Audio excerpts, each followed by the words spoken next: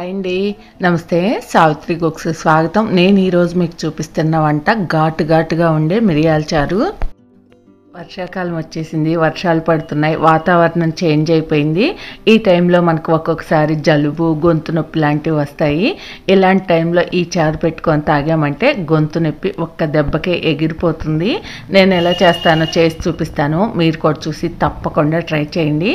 ఇప్పుడు దీనికి మిరియాల మసాలా రెడీ చేసుకుందాం.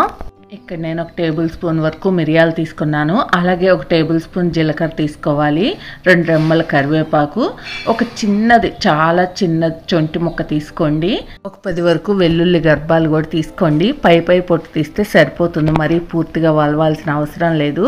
ఇంక ఇప్పుడు ఇవన్నీ కూడా మనం రోట్లో కానీ మిక్సీలో కానీ మరీ మెత్తగా పౌడర్ లాగా కాకుండా కచ్చా పచ్చిగా ఉండేలాగా దంచుకుంటే బాగుంటుంది. ఇవన్నీ కూడా ఒకేసారి వేసి దంచేసుకోవచ్చు. మొన్న లక్ష్మి గారని తను కమెంట్ చేశారు మా పిన్నిని వీడియోలో చూసి ఏమవుతుంది అని. నాకు పిన్ అవుతుందండి, మీరు కమెంట్ చేశారని మా పిన్నికి చెప్పాను. మీరు ఆడపడిచి అవుతారంట కదా, సూర్యాపేటలో ఉంటారని చెప్పింది. చాలా హ్యాపీ అనిపించింది కమెంట్ చేసినందుకు. ఇంక ఇక్కడ మసాలా నూరుకోవటం కూడా అయిపోయింది. ఇంక స్టవ్ వెలిగించుకొని గిన్నె పెట్టేసుకొని 2 టేబుల్ స్పూన్ల వరకు ఆయిల్ వేసుకోండి. ఆయిల్ వేడైన తర్వాత 1 టేబుల్ స్పూన్ ఆవాలు, 1 టేబుల్ స్పూన్ జీలకర్ర వేసుకోవాలి. ఇలా 2 ఎండుమిరపకాయలు తుంచి వేసుకోండి. ఇవి వేగిపోయిన తర్వాత 2 రెమ్మల కరివేపాకు కూడా వేసుకోండి. మనం కరివేపాకు దిట్టంగా వేసుకుంటాం కదా, ఒకవేళ మీకు ఇష్టం లేకపోతే కొంచెం తగ్గించి వేసుకోండి. ఇంకెక్కడ ఒక పెద్ద ఉల్లిపాయని ఇలా పొడవుగా కొంచెం లావుగానే ముక్కలుగా కట్ చేసి వేసుకోండి. అలాగే 1 పచ్చిమిర్చిని చీలికలుగా చేసి వేసుకోవాలి. ఒక 2 టమాటాలు కూడా ఇలా పొడవుగా ముక్కలుగా కట్ చేసి వేసుకోండి. 1/2 టీ స్పూన్ పసుపు, రుచికి సరిపడా ఉప్పు వేసుకొని ఒకసారి కలిపేసి ఒక 2 నిమిషాల పాటు ముక్కల్ని ఇలా మగ్గనివ్వండి.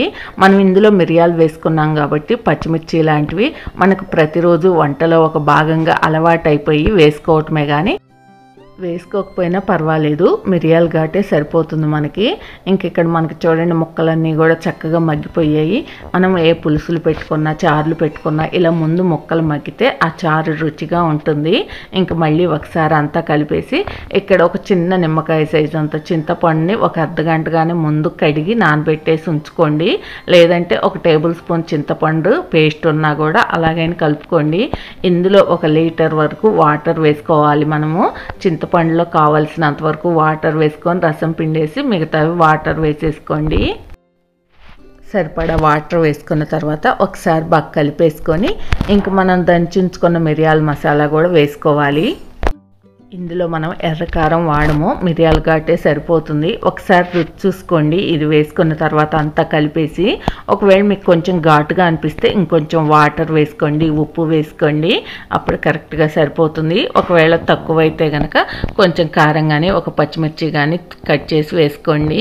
ఇంక ఇప్పుడు ఈ చారు అంతా కూడా ఇలా తెరల కాగాలి. ఒక 2-3 నిమిషాల పాటు ఇలాగే స్టవ్ మీడియం ఫ్లేమ్లో పెట్టి మరగనివ్వండి. చూడండి చారు అలా మరుగుతుంటేనే చూస్తుంటేనే గొంతు నొప్పి ఎగిరిపోతుందేమో అనిపిస్తుంది కదా. జోక్ చేశానులే కానీ లాస్ట్లో కొత్తిమీర వేసేసుకొని ఇంక స్టవ్ ఆపేసుకోండి.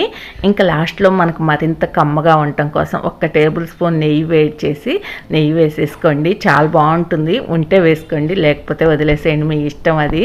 అంతే, ఎంతో టేస్టీగా ఘాటుగా ఉండే మిరియాల చారు రెడీ అయిపోయాయి. మీరు కూడా మరి తప్పకుండా ట్రై చేసి ఎలా వచ్చాయో కమెంట్ చేయండి. ఇంకా ఆ రోజు మా ఇంట్లో అయితే బీరకాయ కూర, కందిపొడి, మిరియాల చారుతోటి తినేస్తున్నాము. మరి మీకు ఈ వీడియో నచ్చితే ప్లీజ్ లైక్ చేయండి, షేర్ చేయండి, సబ్స్క్రైబ్ చేయండి. Thank you for watching. Bye bye.